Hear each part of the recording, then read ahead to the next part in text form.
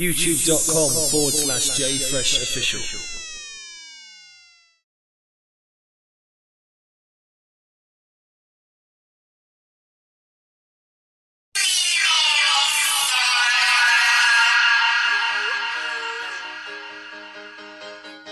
What's going on? It's your boy J Fresh right here for Fire Radio, part of the Wednesday night show every week from 9 till 11. You know the drill by now. We bring you the biggest artists, not only from the US, but perhaps most importantly from the UK.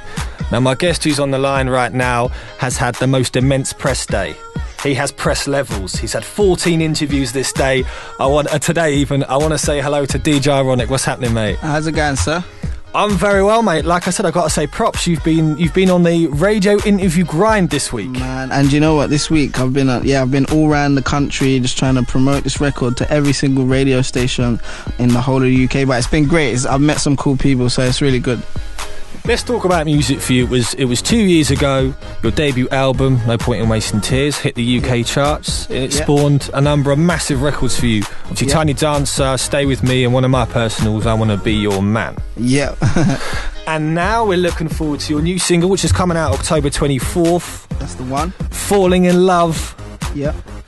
Give us a little bit of information about this single. It features Jessica Lowndes from the hit show 90210 in the States, which is a very different kind of unique collaboration, and that's the kind of aim we wanted for this whole single and even for the album, so that was cool.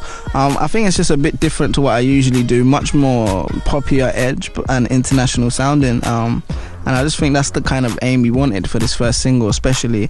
And there's a lot of hype around this single at the moment, from the radio supporting it to the online support. We know how big you are on the Twitter game. I'm a tweetaholic, man. You're one of those guys who's on Twitter, left, right, centre. It's a positive step, you know. You're always on it. Some people complain that I tweet too much, but I'm like, so what do you want me to do? Not tweet? They're interested, man. They want to know what's going on in the world of Ironik. And the new single is, of course, lifted from your forthcoming album called Ironik. Now, you've just mentioned about how this new single is a slight different change in direction for you, more kind of international sound. What can your fans expect from this new album? You can still expect Ironik, it's still me, but like I said, I've grown up since my last album. It's like a year and a half ago, I've toured the whole of the UK. I've experienced lots in the last year. I've got lot to talk about, and lyrically I've got much better just due to success around me. Other great UK acts getting better have inspired me to step up my game and stuff like that, so you can definitely just hear a bigger step from me. It's my best work yet. I know a lot of people say that, but it is actually my best work yet, man. That's a fact. You're not just saying that. This is your best work yet. I'm at my prime right now, and I just think even lyrically I've just got much more better, so yeah. And one thing you've always managed quite well is not only have you made the records that have had the real impact in the charts and in the mainstream, but you've always looked under the kind of underground side of things. Obviously, it's well documented your history and your growth and how you came up through the ranks. I mean, recently there's obviously the Crazy Cousins remix of the new single. I look back to I Want to Be Your Man with the Blessed Beats underground refix. So, I mean, this is obviously important to you to still retain that kind of your core support from the underground.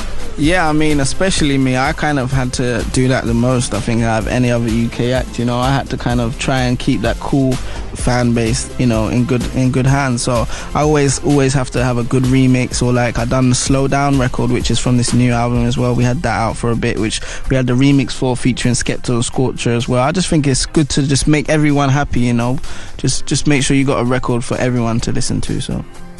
And since your kind of career really kicked off back in 2007, I think now people can look back and say you were one of the new breed, the new generation of the younger artists to break through. Yeah. And I think in 2010, I think it's fair to say that's perhaps a little bit more commonplace now. I mean, there's much more artists breaking through now. I suppose it makes it a tiny bit harder for me, but I'll never look at anything as competition. These guys are all my friends. I know most of them from way back. So I think it's just really good and exciting to see so much more artists doing their thing. When I first done it, it was just really myself and people like Dizzy and people like that. So it's cool, man. It's good to see it progress so much. There is no doubt in how strong the UK music scene is 2010. Yeah. It's well documented. People like yourselves, the Dizzies that you've name-checked, the Scorchers, the Baby Bash, the Wretch 3, the Baby Blue, the Wretch 3-2, obviously Bashy, so many people coming through. Yeah. When we talk about how your sound has changed, how has the kind of industry changed, and how's your experience in the industry changed from when you start to where DJ Ironik's at right now?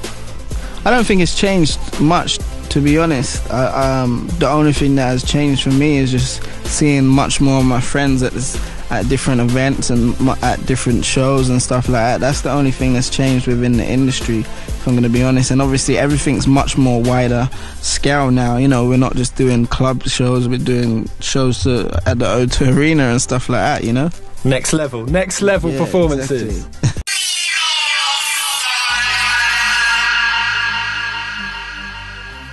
Let's talk about awards. You've been a kind of mainstay in the nominations for loads of the big UK-based awards, talking Mobos, UMAs and things like that. Yeah. Is it frustrating to not be picking up these awards?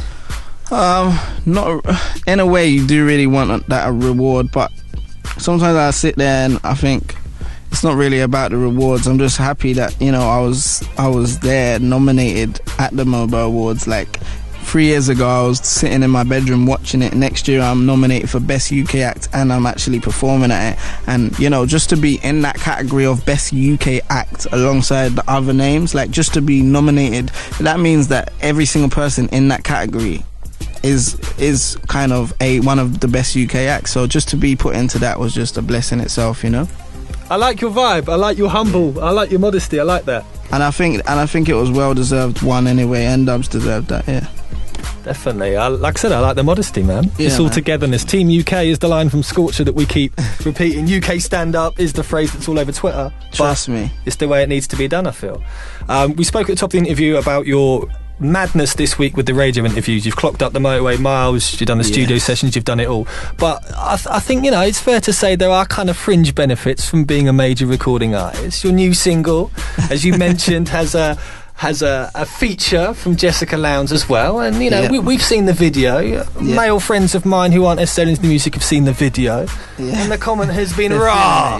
The comment is raw. What's going on there? So you know it's going to come out there about, you know, is it strictly professional relationship you got there? I mean, you seem very restrained, very controlled in the video. I've got to give you props to that. She's a beautiful girl. Yeah, did I look pretty cool in the video with her? Yeah, you were styling it out real nice. Like, nah, she's nothing special to me. Nah. She's a really cool girl. We hung out in the studio when we was recording it, and I liked her personality. That kind of made me back off her a bit more, even though I wanted to flirt. You know, her personality was really humble, and we could actually talk and have a conversation. So that's what I liked. There's not much girls I meet who I can just sit there and talk to without flirting, you know, and just have a serious conversation. So that's what I liked. And then when I got to LA to shoot my video, I was with my mum, so I couldn't flirt then either. That is a very well rehearsed and very politically correct answer. The ladies love those answers, so trust me. Oh, crazy. One last question before we let you go. In your career so far, you've already had a mad amount of collaborations with the cream of the UK, kind of underground. Also, you know, obviously people like Elton John, which is a real kind of left field collaboration when I first heard about it.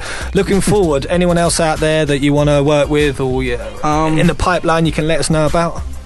Yeah, definitely. My new album's got a lot of great features on it. None that I can mention as of yet. Oh, come on, man. No, only because it's still in New York getting mixed and mastered, and plus some of the collaborations ain't 100% confirmed yet. Okay.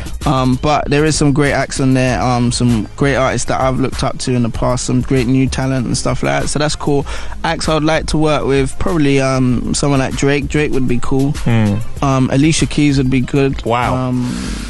Labyrinth, I like Labyrinth. I'm really feeling his production right now. Yeah, he's done great. Tiny Temper as well. I'm looking forward to his album. He would be cool.